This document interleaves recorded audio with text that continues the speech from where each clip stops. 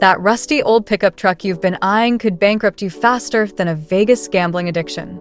Before you hand over your hard-earned cash for what looks like a sweet vintage ride, you need to know which classic pickups will drain your wallet dry. Look, I get it. There's something magical about owning a piece of automotive history. The rumble of an old V8, the character of weathered paint, the stories these trucks could tell. But here's what the sellers won't tell you. Some of these so-called classics are money pits disguised as dream machines. I've spent years in the automotive world, and I've seen too many people fall in love with the wrong truck and end up regretting it big time. Today, I'm going to save you from making that same expensive mistake by counting down the 20 classic pickups you should absolutely avoid in 2025. By the way, if this kind of straight-talk automotive content helps you out, hit that subscribe button. Only about 1.5% of people watching this channel are actually subscribed, and it really helps me get monetized so I can keep making these videos for you. Here's the thing about classic pickups. They're not all created equal. Some are reliable workhorses that'll serve you well for decades. Others are beautiful disasters waiting to happen. The difference between a good buy and a bad buy can literally be tens of thousands of dollars and countless headaches. We're going to start with some trucks that might surprise you, then work our way through the absolute worst offenders. Each one of these has specific problems that make them terrible choices for anyone who actually wants to drive their truck rather than just look at it in the garage. Number 20. The 1980 to 1986 Ford F-150. Starting our countdown, the early 80s F-150 might look appealing with its classic lines, but these trucks are rust magnets with weak engines. The 4.9-liter inline-six barely produces 150 horsepower, and the automatic transmissions from this era are notorious for failing. Rust eats through the bed, cab corners, and frame like termites through old wood. Parts are getting expensive, and finding a good body is like finding a needle in a haystack. Number 19. The 1973 to 1987 GMC Sierra Classic. The Sierra Classic sounds fancy, but don't let the name fool you. These trucks suffer from the same problems as their Chevy twins, plus they're harder to find parts for. The TBI fuel injection systems are problematic, the electrical systems are a mess, and the interior components fall apart if you look at them wrong. You're better off with literally any other truck from this era. Number 18. The 1975 to 1979 Ford F-250. Right in the middle of the malaise era, these F-250s are powered by some of the worst engines Ford ever made. The 460 big block sounds impressive until you realize it makes less power than a modern V6 while drinking gas like a drunk sailor. The emissions equipment constantly fails, and when it does, good luck finding replacement parts. These trucks are heavy, slow, and unreliable. Number 17. The 1980 to 1988 Dodge Ram. Chrysler's build quality in the 80s was questionable at best, and these Rams are prime examples. The lean burn electronic ignition system is a nightmare that leaves you stranded more often than not. The bodies rust faster than iron in salt water, especially around the wheel wells and cab corners. The interiors are made of materials that disintegrate when exposed to sunlight. Save your money. Number 16. The 1987 to 1991 Ford Ranger. While not exactly a classic yet, these early Rangers are starting to show up at classic prices, and they're terrible deals. The 2.3-liter four-cylinder is gutless and prone to head gasket failures. The manual transmissions are weak, and the automatics are worse. These trucks feel cheap because they were cheap, and time hasn't been kind to them. The rust problems are legendary, especially in northern climates. Number 15. The 1973 to 1975 Chevrolet C10. These trucks hit right at the worst time for American automotive history. The engines were strangled by early emissions equipment that barely worked, resulting in terrible performance and reliability. The build quality dropped significantly from earlier years, with thinner metal and cheaper components throughout. Finding one that hasn't been butchered by previous owners is nearly impossible. Number 14. The 1980 to 1986 Chevrolet C/K Diesel. GM's first attempt at a diesel pickup was an unmitigated disaster. The 6.2-liter diesel is slow, loud, and unreliable. It takes forever to warm up, especially in cold weather, and when something goes wrong, you're looking at expensive specialist repairs. These engines are notorious for cracked heads, injection pump failures, and general unreliability. Stick to gas engines from this era. Number 13. The 1979 to 1982 Ford F-100. The final years of the F-100 were marked by cost-cutting measures that show in every aspect of these trucks. The 302 V8 was detuned to meet emission standards, resulting in poor performance. The build quality declined significantly, with thinner sheet metal and cheaper interior materials. Parts availability is becoming an issue since these trucks don't have the following of earlier F-100s. Number 12. The 1981 to 1987 Chevrolet C10 Diesel. Another diesel disaster from GM. These trucks combined all the problems of the regular C10 with the additional headaches of the problematic 6.2-liter diesel engine. The fuel system is complex and failure-prone, the engine lacks power, and finding qualified mechanics who can work on these engines is getting harder every year. You'll spend more time in the shop than on the road.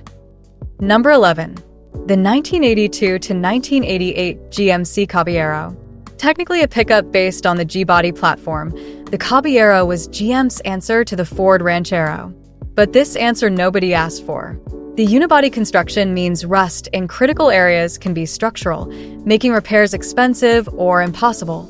The rear suspension is weak for truck duty, and the small bed makes these trucks impractical for actual work. They're neither good cars nor good trucks. Number 10. The 1974 to 1978 Dodge D100. Chrysler's quality control in the mid-70s was abysmal, and these D100s showcase every problem. The electrical systems are nightmares of failing components and poor connections. The carburetors are overly complex and constantly need adjustment. The automatic transmissions are weak and prone to failure. The rust problems are severe, especially in the cab corners and bed. These trucks will nickel and dime you to death. Number 9. The 1975 to 1980 Chevrolet LUV. GM's rebadged Isuzu might seem like a cute little truck, but it's actually a maintenance nightmare. Parts are nearly impossible to find, especially body panels and interior components. The engines are reliable enough, but everything else falls apart. The electrical systems use weird connectors that corrode and fail. When something breaks, you're looking at expensive custom fabrication or endless searches through junkyards. Number 8. The 1977 to 1982 Ford Courier.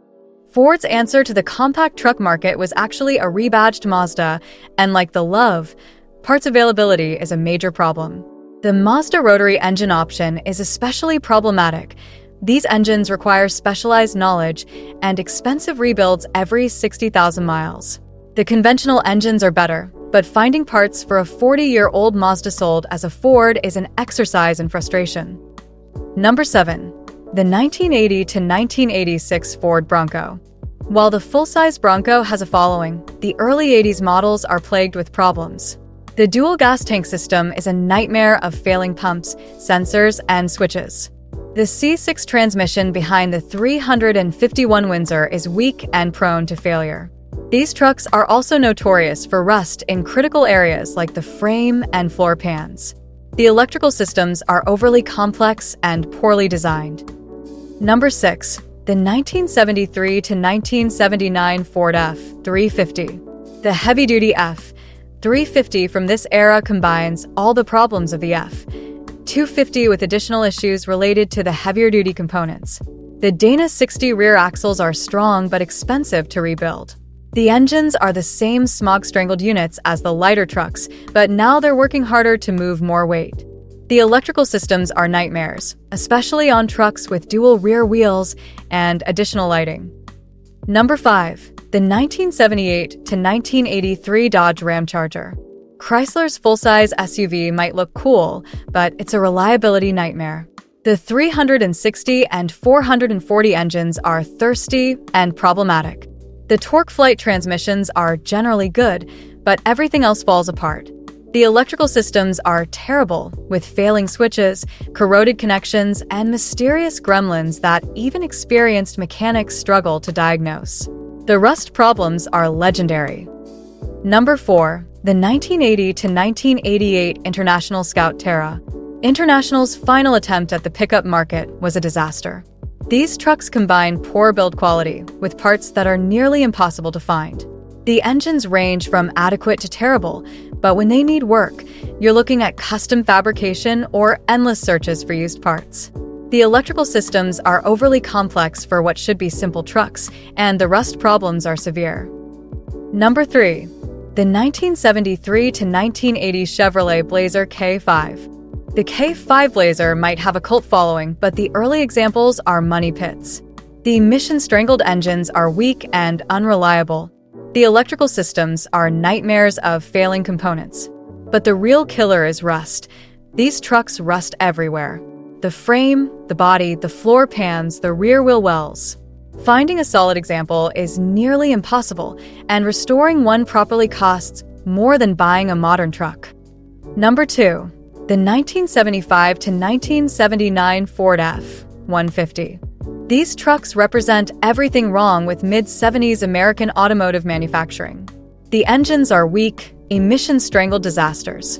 The C6 transmission is a 3-speed automatic that belongs in the Stone Age. The electrical systems are unreliable, and the build quality is terrible. The rust problems are severe, especially around the cab corners and bed. These trucks will break your heart and your bank account.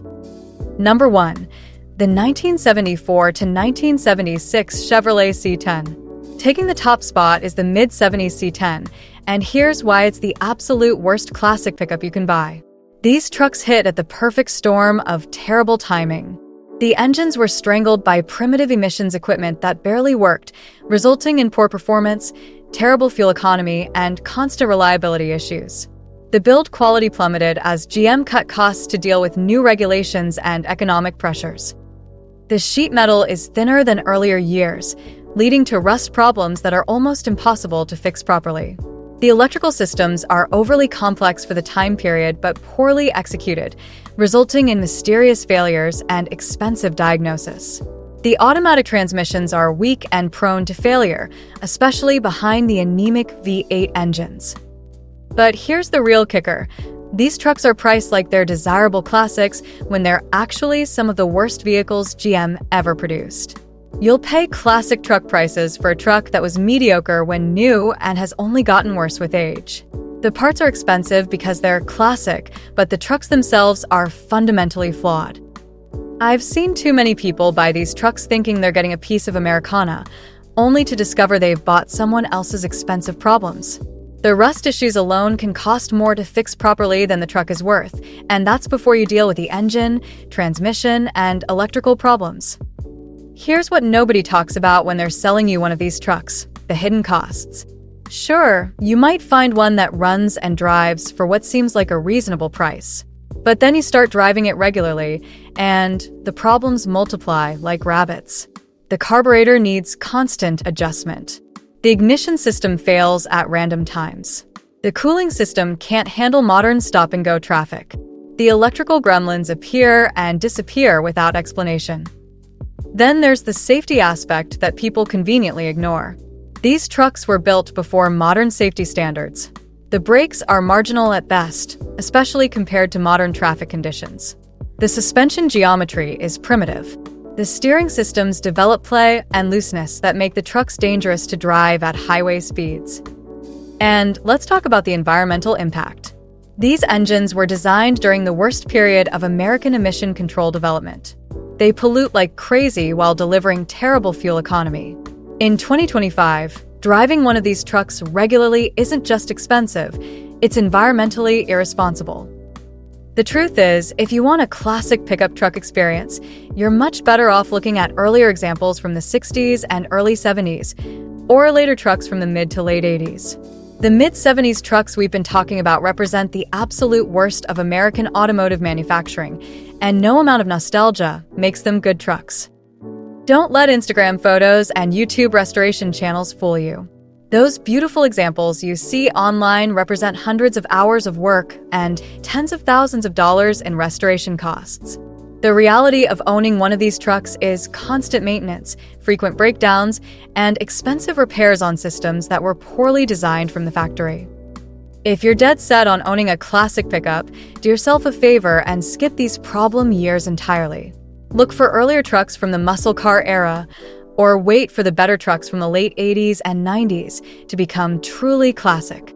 Your wallet and your sanity will thank you. The bottom line is this: just because a truck is old doesn't make it classic, and just because it's classic doesn't make it good.